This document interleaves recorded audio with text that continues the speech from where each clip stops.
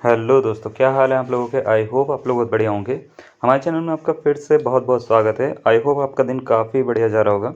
तो आज हम बात करें D triple S B PGT और टीजीटी के एग्जामिनेशन के बारे में, जिसमें हम आज इंग्लिश के पेपर के जो प्रीवियस ईयर क्वेश्चन है वो सॉल्व करवाएंगे। तो ये क्वेश्चन जो चलेंगे सारे के सारे, इसमें मोस्ट इंपॉर्टेंट क्वेश्चन जो भी होते हैं 10 वर्षों से जितने भी आ रखे हैं, 10 साल के गैप में जितने भी आ रखे हैं, डी ट्रिपल एस बी के सारे क्वेश्चन आपको कराए जाएंगे।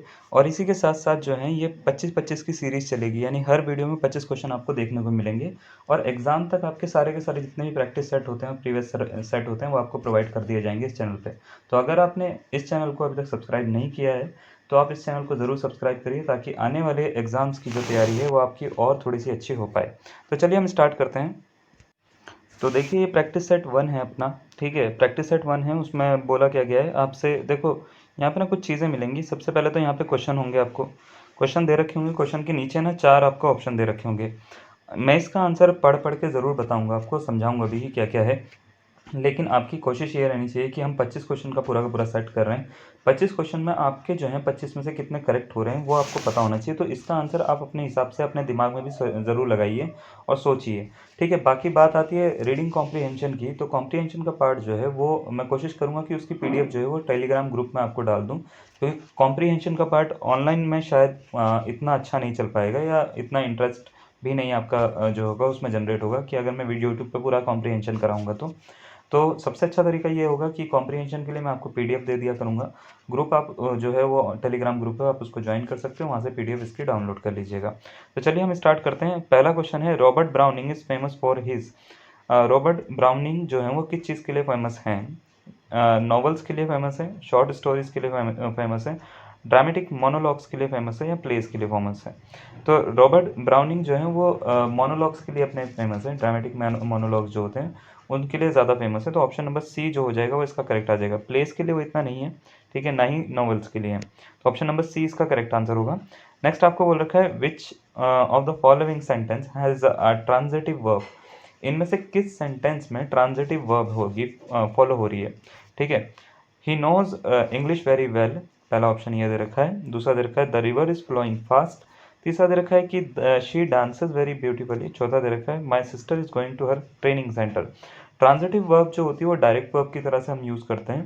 तो इसमें अगर हम बात करें चार ऑप्शन में से, ए ऑप्शन जो होगा वो इसका करेक्ट आंसर होगा, he knows English very well. I hope आपने भी यही लगाया होगा। अगर आपने ये नहीं लगाया तो आपका ये गलत हो जाएगा। ठीक है, नेक्स्ट क्वेश्चन की ओर आते हैं, और इसको थोड़ा सा समझाता भी हूँ मैं क्या है। क्वेश्चन में ये बोला गया है कि हाइड्रोकॉर्टिजन, हाइड्रोकॉर्टिजन की जो है वो करेक्ट स्पेलिंग क्या होगी, आपको ये बताना है। स्पेलिंग का है ये करेक्शन का। तो करेक्ट स्पेलिंग चार ऑप्शन आपको दे रखे हैं, कौन सी होगी। हाइड्रोकॉर्टिजन की अगर हम बात करें, ये एक तरह का जो होता है स्टेरॉइड होता है हार्मोन में। ठीक है, तो एक बायोलॉजिकल टर्म है। तो बात करते हैं इसके, पहला ऑप्शन होगा, दूसरा ऑप्शन होगा, तीसरा होगा, या चौथा होगा। चार ऑप्शन दे रखे हैं, तो आपको क्या लगता है कौन सा है। अगर आपको ज़्यादा टाइम चाहिए तो आप इस वीडियो को पॉज कर सकते हो। ठीक है, तो इसका ऑप्शन नंबर सी जो होगा वो इसका करेक्ट आंसर होगा, HYDROCORTISONE। ठीक है, हाइड्रोकॉर्टिसन, ठीक है, एक टाइप का स्टेरॉइड होता है ये। ठीक है, नेक्स्ट देखते हैं। He said to them all, goodbye my friends, the correct indirect narration of the above direct speech is. तो एक डायरेक्ट स्पीच दे रखी है, इसकी इनडायरेक्ट नरेशन क्या होगी आपसे ये पूछ लिया गया है। ठीक है, तो चार ऑप्शन आपको दे रखे हैं। पहला बोला, he bade goodbye to all his friends. चौथा, दूसरा ऑप्शन दे रखा है, he said to his friends goodbye. तीसरा दे रखा है, he told his friend to goodbye. चौथा दे रखा है, he suggested goodbye to all his friends. तो याद रखिएगा, क्योंकि हमको इसको डायरेक्ट से इनडायरेक्ट में कन्वर्ट करना है। ठीक है, तो इनडायरेक्ट में कन्वर्ट करना है तो ऑब्वियस सी बात है, गुड बाय और माय फ्रेंड्स ने बोल रखा है, तो वह एक तरह से क्या कर रहा है, बेड कर रहा है। तो इसका ऑप्शन नंबर ए जो हो जाएगा वो इसका करेक्ट आंसर हो जाएगा, he bade goodbye to all his friends, ये इसका करेक्ट आंसर होगा। ठीक है, तो ऑप्शन नंबर ए जो होगा वो इसका क्या होगा, करेक्ट आंसर। नेक्स्ट आपको बोल रखा है, इम्प्रॉम्प्ट का मीनिंग क्या होता है। ठीक है, इम्प्रॉम्प्ट का मीनिंग क्या होता है। ठीक है, तो चार ऑप्शन आपको दे रखे हैं, अनइम्पॉर्टेंट, अनरियल, ऑफ हैंड, या इफेक्टिव। चारों में से आपको क्या लगता है कि कौन सा इसका करेक्ट आंसर होगा। इम्प्रॉम्प्ट वर्ड काफ़ी सुना होगा आपने, है ना। इम्प्रॉम्प्ट का मीनिंग क्या होता है। ठीक है, तो याद रखिएगा, इम्प्रॉम्प्ट का मतलब होता है कि कोई भी चीज़ तेज़ी से कर देना, बिना किसी, मतलब मैं बोलता हूँ क्या बोल सकते हैं, बिना तैयारी के। बिना तैयारी के अगर आप किसी भी चीज़ को एकदम से तेज़ी से कर देते हो, ठीक है, या एकदम एकदम से कर देते हो तो उसको बोलते हैं इम्प्रॉम्प्ट, या बिना तैयारी के, ऐसे समझ लो बिना तैयारी के कोई चीज़ करी जाती है। तो इम्प्रॉम्प्ट का एक एक्चुअल मीनिंग अगर लेके चले, अनइम्पॉर्टेंट होना बहुत ही अलग लग रहा है ना, अनरियल भी गलत लग रहा है, इफेक्टिव भी गलत लग रहा है, तो है क्या, ऑफ हैंड इसका क्या होगा, करेक्ट आंसर होगा। ऑफ हैंड का मतलब होता है कि शैम्बल तरीके से, है ना, शैम्बल तरीके से, यानी बिना तैयारी के भी इसको हम बोल सकते हैं। तो ऑप्शन नंबर सी जो होगा वो इसका क्या होगा, करेक्ट आंसर।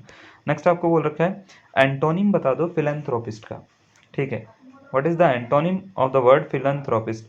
मिजोगेमिस्ट, मिजोगाइनिस्ट, मिजेंथ्रोपिस्ट या नन ऑफ दिस? इन चारों में से कौन सा इसका करेक्ट आंसर होगा?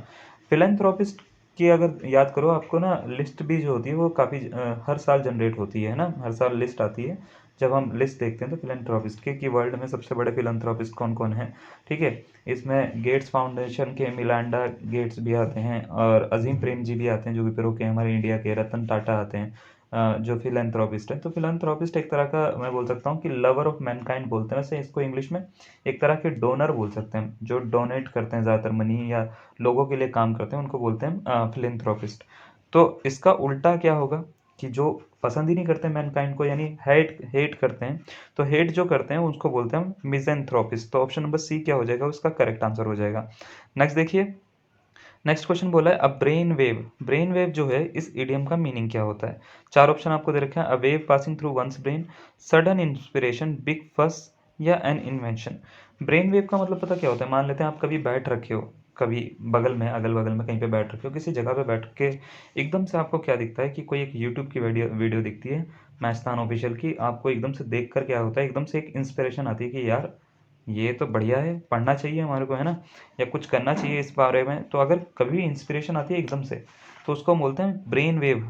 ऑप्शन नंबर बी इसका क्या हो जाएगा, करेक्ट आंसर होगा। तो उसके लिए इडियम यूज करते हैं ब्रेन वेव का। तो ऑप्शन नंबर बी क्या होगा इसका करेक्ट आंसर, सडन इंस्पिरेशन अगर आपके पास में आ जाए। ठीक है, नेक्स्ट आपको बोला है प्रोवर्ब बताओ इसमें से करेक्ट कौन सी होगी। ठीक है, diamond cuts iron, diamond cuts gold, diamond cuts silver, diamond cuts diamond. यानी हीरे को लोहा काटता है ना, हीरा लोहे को काटता है, हीरा गोल्ड को काटता है, हीरा सिल्वर को काटता है, हीरा हीरे को काटता है। बड़ा आसान सा क्वेश्चन है ना, हीरा हीरे को काटता है भाई। ऑप्शन नंबर डी इसका क्या हो जाएगा, करेक्ट आंसर होगा। आई होप आपने भी यही लगाया होगा, बहुत बढ़िया, आपका सही जा रहा है ना, बढ़िया चल रहे हो। नेक्स्ट क्वेश्चन देखो ज़रा, आपको एक बोल रखा है change the sentence into passive voice, do you not understand my meaning. ये एक सेंटेंस है एक्टिव वॉइस में, इसको पैसिव में कन्वर्ट करना है, do you not understand my meaning. ठीक है, चार ऑप्शन आपको दे रखे हैं, देखिए आपका क्या बनता है। I am not understood your meaning, I do not understand meaning, is your meaning understood, is my meaning understood. चार ऑप्शन आपको दे रखे हैं, कौन सा करेक्ट होगा? तो याद रखना, एक्टिव से किस में कन्वर्ट कर रहे हैं, पैसिव में कन्वर्ट कर रहे हैं। तो ये क्या होगा, is my meaning understood. D option क्या होगा इसका करेक्ट आंसर होगा, याद रखिएगा। ऑप्शन नंबर डी क्या है, करेक्ट आंसर है। अगर आपने भी ये लगाया तो बिंगो, बहुत बढ़िया आपका लगा है। नेक्स्ट देखते हैं क्वेश्चन नंबर 10। ठीक है, अब इसके बाद में 15 क्वेश्चन और बचे, 25 की पूरी सीरीज चलेगी आपकी है, ठीक है, डेली बेसिस पे। अब देखिए जरा क्या बोला है, fill in the blank with appropriate preposition, this book consist dash 10 chapter. Consist के बाद में क्या लगाएं अब प्रीपोजिशन कि ये सेंटेंस पूरा हो जाए। ठीक है, इन लगाएं, ऑफ लगाएं या विद लगाएं। तो याद रखिएगा, कंसिस्ट के बाद में प्रीपोजिशन जो फॉलो होती है, कंसिस्ट के बाद में ऑफ होती है। यानी इस बुक में 10 चैप्टर हैं, अगर इसको ऐसे लिख पढ़ना है तो मैं का मतलब ये नहीं होता कि इन, मैं का मतलब होता है कंसिस्ट ऑफ। अगर हम बुक के बारे में बात करें तो ऑफ भी यूज़ कर सकते हैं। तो ऑप्शन नंबर बी जो होगा वो इसका करेक्ट आंसर होगा। ठीक है, कंसिस्ट के साथ में प्रीपोजिशन क्या यूज़ होती है, ऑफ, याद रखिएगा। ठीक है, नेक्स्ट आपको बोल रखा है choose the best form the 4 option in the following jumbled sentences. अच्छा, इसमें थोड़ा सा ना मिसप्रिंट हो रखा है, मैं आपको बता देता हूँ। ऑफ दियर पैशन ये पहला है, इसमें ऑप्शन नंबर 1 2 3 4 ना, इसमें सारे एक साथ में लिख दिए गए हैं। ठीक है, इज़ अ नॉलेज ये दूसरा है, पूरा का पूरा नॉलेज ये तीसरा है, और ऑफ मैनकाइंड ये फोर्थ है। ठीक है, तो ये नंबर मैंने यहाँ पे कर दिया। आपसे पूछा गया कि इसको अगर मैं जम्बल्ड है सेंटेंस, ठीक है, इज़ अ नॉलेज ये दूसरा है ना, तीसरा है नॉलेज, और चौथा है ऑफ मैनकाइंड, पहला है of their position passion, sorry. तो इसको अगर मैं करेक्ट तरीके से लिखूंगा तो कौन सा इसका करेक्ट आंसर होगा, 3 2 4 1 होगा, 3 4 2 1 होगा, 1 3 2 4 होगा, या 4 3 2 1 होगा। ठीक है, तो याद रखिए, हम स्टार्ट करते हैं इसको 3 से। नॉलेज ऑफ मैनकाइंड, तो 3 4 है ना, knowledge of Mankind is a knowledge of their passion, तो 3 4 2 1 जो है वो इसका करेक्ट बन रहा है ना, सही बन रहा है। तो ऑप्शन नंबर बी क्या होगा, इसका करेक्ट आंसर हो जाएगा। क्लियर है। नेक्स्ट आपको बोल रखा है bees dash display distinct preferences for different colours but are also sensitive to ultraviolet light. ठीक है, तो डैश की जगह पे क्या आएगा, फिल इन द ब्लैंक का पार्ट है ये। ठीक है, ओनली आएगा, नॉट ओनली आएगा, ओनली डू आएगा या कैन ओनली आएगा। चार ऑप्शन आपको दे रखे हैं। बीज क्या डिस्प्ले कर रही हैं, डिस्टिंक्ट प्रेफरेंसेस कर रही हैं, तो कौन सा आना चाहिए। तो इसमें बोला है कि बीज जो है सिर्फ डिस्प्ले नहीं करती distinct preferences for different colours, तो सेंसिटिव भी होती हैं वो, है ना, किंतु सेंसिटिव भी होती है अल्ट्रावायलेट लाइट की तरफ। तो नॉट ओनली याद रखना, बट ऑल्सो नॉट ओनली एक साथ में लगते हैं। ठीक है, नॉट ऑल्सो के साथ में जब भी यूज़ होता है तो बट ओनली होता है। Not only, sorry, not only के साथ में उल्टा लिख दिया भैया, नॉट ओनली के साथ में बट ऑल्सो जो होता है वो भी यूज़ होता है। ठीक है, वही यूज़ होता है। तो ऑप्शन नंबर बी क्या होता है वो इसका करेक्ट आंसर होगा। ठीक है, हाँ कभी कभार लिख देते हैं उल्टा पुल्टा, तो उसका थोड़ा सा माइंड मत करिएगा। चलिए नेक्स्ट क्वेश्चन देखते हैं। नेक्स्ट क्वेश्चन बोल रखा है फिल इन द ब्लैंक। ठीक है, डैश नहीं, it is a month, dash यहाँ पे लगाना था, since the holiday, it is a month dash since the holiday, आपको ये बताना है। आई थिंक इसमें थोड़ा सा करेक्शन है इस क्वेश्चन में, सही नहीं लिखा हुआ है ना। तो चार ऑप्शन दे रखे हैं, बिगिन, हैव बिगन, मैं बिगिन या विल बिगिन। तो इसमें चार ऑप्शन दे रखे हैं, कौन सा इसका आपका लगता है करेक्ट आंसर होगा। तो हैव बिगन होगा। ठीक है, तो ये इसका करेक्ट आंसर होगा। इसमें थोड़ी सी मिसप्रिंट है, चलो इसको छोड़ सकते हैं हम थोड़ी देर के लिए, है ना, क्वेश्चन में। नेक्स्ट क्वेश्चन देखते हैं, शेक्सपियर सोनेट के बारे में बोला गया है। इस आपको ना शेक्सपियर सोनेट के बारे में पूछा गया है कि चारों में से कौन सा करेक्ट जो है वो मैं बोल सकता हूँ वर्ड या सेंटेंस लिखा हुआ है इसके बारे में। ठीक है, Shakespeare sonnet do not carry a dedication, पहला। ठीक है, are dedicated to James one of England, are dedicated to Mary Arden, are dedicated to an unknown mister W H. तो ऑप्शन नंबर डी जो है ना, सोनेट मिस्टर डब्ल्यू एच को dedicated है। तो ऑप्शन नंबर डी जो होगा इसका क्या होगा, करेक्ट आंसर होगा। ठीक है, नेक्स्ट आ जाते हैं। आपको बोल रखा है the line this is the noblest Roman of them all is said by, ये किसने कही थी। ठीक है, this is the noblest Roman of them all, ये किसने कही थी, ये वाली लाइन क्लियोपैट्रा ने कही थी, ब्रूटस ने कही थी, एंटोनियो ने कही थी, या कैसे ने की थी। ठीक है ना। तो याद रखना, ये जो लाइन कही थी ये कही थी एंटोनियो ने। तो ऑप्शन नंबर सी जो होगा वो इसका करेक्ट आंसर होगा। ठीक है, this is the noblest Roman of them all, Antonio ने बोला था ये। ठीक है, ऑप्शन नंबर सी क्या होगा, इसका करेक्ट आंसर होगा। और काफ़ी बार इस क्वेश्चन को पूछा गया है। और एक क्वेश्चन जो है बहुत ही अच्छा क्वेश्चन है ये, कुछ कुछ बच्चे जो होते हैं उसको लगता है कि ये क्वेश्चन में मिसप्रिंट है या कुछ गलती है। नहीं, गलती नहीं है, क्वेश्चन बहुत बढ़िया क्वेश्चन है और ये काफ़ी बार पूछा भी गया है। क्वेश्चन में बोला यह गया है the Hamlet, Hamlet was written by Shakespeare, Hamlet जो है वो शेक्सपियर ने लिखी थी। The Hamlet was written by, the Hamlet किसने लिखी थी। अब आप बोलोगे दोनों सेम ही तो लग रहा है, नहीं सेम नहीं है, फर्क है। ठीक है, हेमलेट शेक्सपियर ने लिखी थी, द हेमलेट किसने लिखी थी, ये आपसे पूछा जा रहा है। मेलविल ने लिखी थी, गाल्सवर्दी ने लिखी थी, पॉप ने लिखी थी, या फॉकनर ने लिखी थी। तो याद रखना, जो द हेमलेट लिखी थी ये फॉकनर ने लिखी थी। ऑप्शन नंबर डी जो होगा ना इसका करेक्ट आंसर होगा।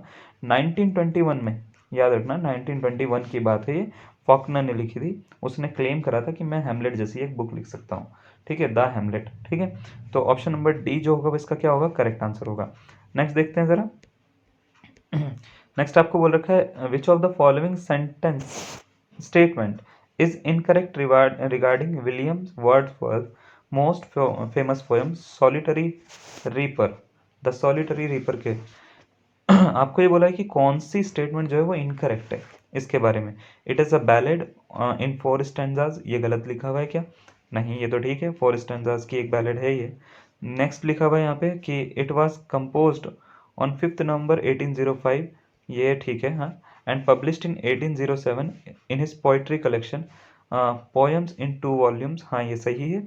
तीसरा क्या बोल रखा है, तीसरा बोल रखा है the this poem is based on William Wordsworth on experience, ये गलत है। ठीक है, ऑप्शन नंबर सी जो होगा वो इसका गलत है। चौथा क्या बोल रखा है, बोल रखा है it reflects William Wordsworth believe in the importance of natural world, the power of memory and the human mind. ठीक है, तो ये तो ठीक है। ऑप्शन नंबर सी जो होगा वो क्या है, इसका गलत आंसर है। ऑप्शन नंबर सी जो है वो इसका क्या होगा, आंसर होगा। ठीक है, नेक्स्ट आपको क्या बोल रखा है, मतलब स्टेटमेंट गलत है वो, ठीक है। नेक्स्ट आपको बोल रखा है in kids poetic career the most productive year was. हाँ ठीक है, तो कौन सा मोस्ट प्रोडक्टिव ईयर होगा, आपको ये याद होगा कि ये वाला क्वेश्चन ना टीजीटी में भी आ रखा है, यूपी में, अगर आपको याद होगा तो इसी चैनल पे हमने वो करवाए हैं, तो आप उसको जाके देख सकते हैं। यूपी पीजीटी टीजीटी का भी उसमें करवा रखा है, तो उसमें भी काफ़ी बार ये वाला क्वेश्चन पूछा गया था। तो 1819 जो है 1819 में माना जाता है कि किड्स का जो है वो पोएटिक कैरियर का सबसे प्रोडक्टिव ईयर उसको माना जाता है, 1819 यानी 1819 को, ठीक है। नेक्स्ट देखते हैं। नेक्स्ट ही इतना बड़ा पूरा का पूरा लिख रखा है, मैं इसको पूरा पढ़ के सुना देता हूँ पहले, उसके बाद आगे का करता हूँ। क्या लिखा हुआ है, ये लिखा हुआ है and while I stood gazing both the children gradually grew fainter to my view, receding and still receding till nothing at last but two mournful features were seen in the uttermost distance which without speech strangely impressed upon me the effect of speech. We are not allies, nor thee, nor are we children at all. We are nothing less than nothing and dreams, from which work have the above lines been taken। आपने ये पूछा है कि कहाँ से ली गई है भैया ये लाइन, ठीक है। तो चलिए चार ऑप्शन आपको दे रखे हैं। ड्रीम चिल्ड्रन से ली गई है, एसे ऑफ एलिया से ली गई है, इलिया, ठीक है। फिर essay on the tragedies of Shakespeare से ली गई है, on the genius character of Hogarth. तो चलिए चार ऑप्शन आपको पढ़ लिए होंगे आपने कि क्या क्या दे रखे हैं। अब इसमें से करेक्ट जो आंसर होगा वो आपके हिसाब से क्या आ रहा है वो ज़रूर लगाइएगा, ठीक है। हम बात करें तो ये ली गई है ड्रीम चिल्ड्रन से, अ रेवरी, ठीक है। तो ऑप्शन नंबर ए जो होगा वो इसका करेक्ट आंसर होगा। अगर आपने यही लगाया तो बहुत बढ़िया, बिंगो, आपका बहुत बढ़िया आंसर है। बात ये आती है कि देखो ग्रामर आपको सबके सब चैनल्स पे लगभग कराया जाएगा, हम यहाँ पे लिटरेचर पे भी पोर्शन पे भी जो है वो फोकस करेंगे। तो लिटरेचर का बहुत ज़्यादा पार्ट हम कराएंगे, जितना भी आता है, ठीक है। राइटिंग का, लिटरेचर का सारा कराएंगे, तो इसको जो है आप ध्यान में रखिएगा। और पूरा का पूरा कोर्स होगा आपका, फिक्र ना करिए उसकी, इसके साथ में आपको प्रैक्टिस सेट भी मिलेंगे। तो चलिए आगे बढ़ते हैं, ठीक है। आपको बोल रखा है in which of the novels of Dickens and protagonist remember how he had been a child's Tom Jones, a harmless creature in boyhood, ठीक है। चार ऑप्शन आपको दे रखे हैं, great expectation, hard times, Pickwick paper, David Copperfield. क्या इसका correct answer होगा, कौन सी नॉवल में होगा ये, ठीक है। तो ये याद रखना है, ये है डेविड कॉपरफील्ड में, ऑप्शन नंबर डी में है इसका क्या करेक्ट आंसर हो जाएगा, ठीक है। नेक्स्ट आपको बोल रखा है मैथ्यू आर्नोल्ड डैश क्या लिखा है उसने, ठीक है, which is a great exposition on culture, उसने क्या लिखा है। चार ऑप्शन आपको दे रखे हैं, ठीक है। Culture and anarchy, culture and monarchy, anarchy and monarchy, या रिलीजन एंड कल्चर। इनमें से चारों में से क्या लिखा है उसने, जिसको बोला जाता है कि which is a great exposition of culture on culture, इसको बोला जाता है मैथ्यू आर्नोल्ड की, ठीक है। तो इसका जो है ऑप्शन नंबर अगर हम बात करें कल्चर एंड एनार्की, इसका करेक्ट आंसर होगा। उसने ये लिखी थी, मैथ्यू आर्नोल्ड ने लिखी थी, कल्चर एंड एनार्की लिखी थी, ठीक है। ऑप्शन नंबर ए क्या होगा, इसका करेक्ट आंसर होगा। अगर आपने भी ये लगाया तो बहुत बढ़िया। नेक्स्ट देख लेते हैं। नेक्स्ट बोल रखा है which book of Hardy is not pessimistic. ज़्यादातर वर्क जो है उसका पेसिमिस्टिक ही था, ठीक है। तो हार्डी का कौन सा पेसिमिस्टिक नहीं है, आपसे ये पूछा गया है। Jude and obscure, the return of the native, a pair of blue eyes, Tess of the d'Urbervilles, ठीक है। तो याद रखना इसका ऑप्शन नंबर सी जो होगा, a pair of blue eyes, इसका करेक्ट आंसर होगा।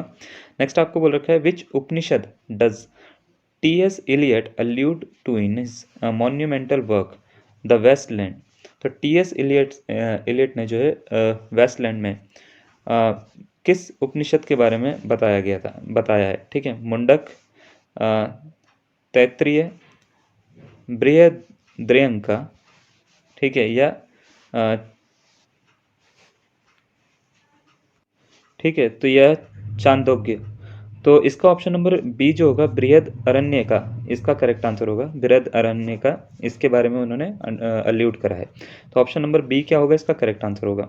नेक्स्ट आपको बोल रखा है what is who is the author of a mask of mercy.